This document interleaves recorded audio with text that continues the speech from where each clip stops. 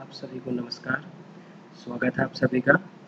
Directorate of education GNCT of Delhi की क्रियाकलाप 65 बारे में जानेंगे कि आखिर हमें इस क्रियाकलाप के अंदर क्या करना है। तो प्यारे बच्चों, सबसे पहले हम बाईं ओर लिखें दिनांक, जो कि है 18/9/2020। इसके ठीक दाईं ओर आप लिखेंगे कक्षा व भाग। इसके नीचे अध्यापक व अध्यापिका का नाम और इसके बाईं ओर बच्चे का नाम, यानी कि आपका नाम। तो आइए शुरू करते हैं आज की हमारी क्रियाकलाप, जिसका नाम है नाम वाले शब्द। तो प्यारे बच्चों, क्या आप बता सकते हैं कि नाम वाले शब्दों को हम क्या कहते हैं? तो प्यारे बच्चों, नाम वाले शब्दों को हम जो है वो संज्ञा कहकर भी बुलाते हैं, या फिर हम कह सकते हैं कि संज्ञा जो है इन्हीं को हम कहते हैं नाम वाले शब्द। यानी कि आपके आसपास आपको जो भी कुछ दिख रहा है, आप देखने की कोशिश कीजिए कि आपके आसपास क्या है। कि चाहे आपके आसपास पेन है, टीवी है, पंखा है, या फिर आपका कोई घर का सदस्य बैठा हुआ है, चाहे आपका भाई है या फिर आपकी बहन है, उसका जो नाम है, ये सभी जो शब्द हैं, ये सभी के सभी जो शब्द हैं, चाहे आपके घर में खाने पीने की कोई वस्तु रखी हुई है, वो सभी वस्तुएं बच्चों जिनको आप एक नाम दे सकते हैं। क्या दे सकते हैं? एक नाम। यानी कि जिसको आप एक नाम से संबोधित कर सकते हैं और उसका नाम रख सकते हैं, उसी शब्द को हम कहते हैं संज्ञा शब्द।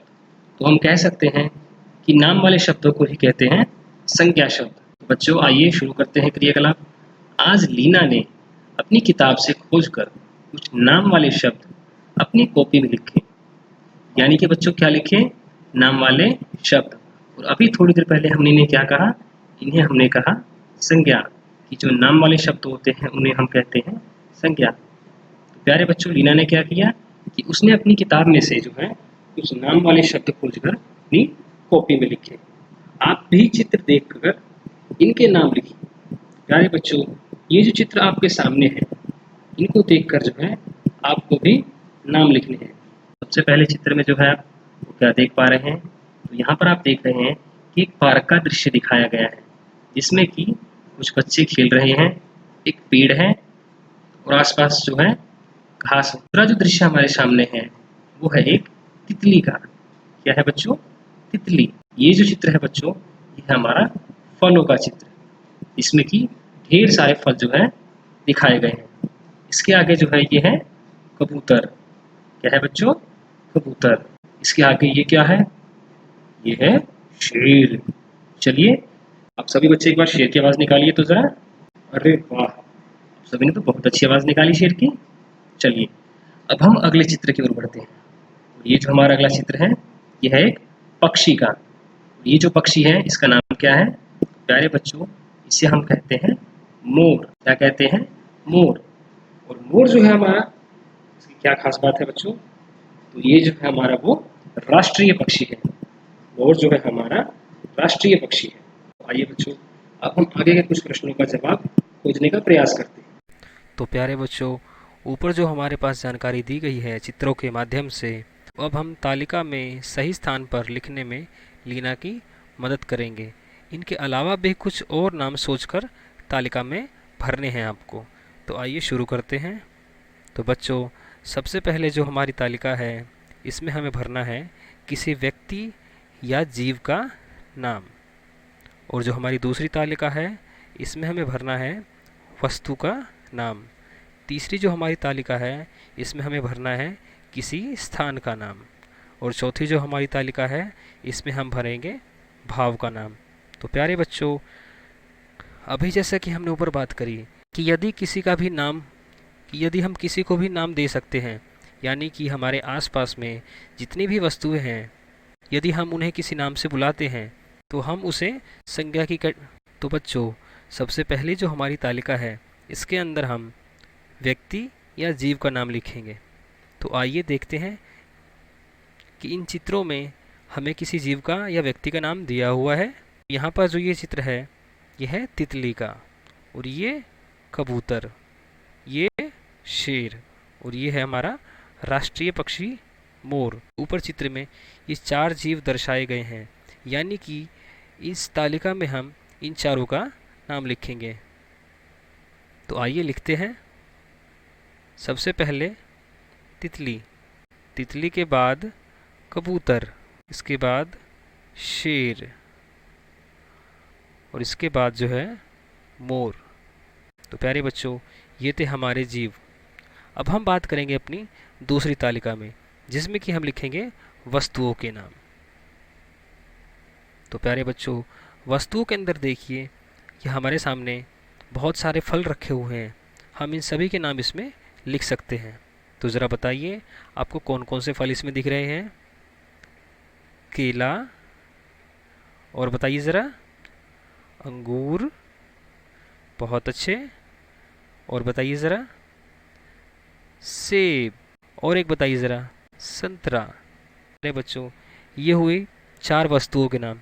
इसके अलावा भी आपको जो कुछ भी वस्तुएं आपके आसपास दिख रही हैं, चाहे वो टेबल है, मेज़ है, कुर्सी है, टीवी है, मोबाइल है, आपके हाथ में ये जो पेन है, ये जो आपके हाथ में फ़ोन है, ये सभी जितनी वस्तुएं आप आसपास अपने देख पा रहे हैं, इन सब के जो नाम हैं, सभी नाम जो है, ये सभी नाम संज्ञा कहलाते हैं। अब हम बात करते हैं तीसरी तालिका की। तो इसके अंदर जो है ऊपर दिए गए चित्रों में से हमारे पास कौन सा चित्र बच गया? तो ये बच गया हमारा पार्क। इसे पार्क भी कह सकते हैं, मैदान भी कह सकते हैं। तो प्यारे बच्चों, ये हुआ स्थान का नाम। तो इस तरह से हमने ऊपर ये जो चित्र दिए गए हैं, इन सब को नीचे तालिका में भर लिया। अब आप कहेंगे कि जी ये बाकी जो बच गई, इसको कैसे भरे? तो प्यारे बच्चों, जो तालिका बच गई, इसमें आप स्वयं भरेंगे, इसमें आप स्वयं आप स्थान का नाम लिखेंगे।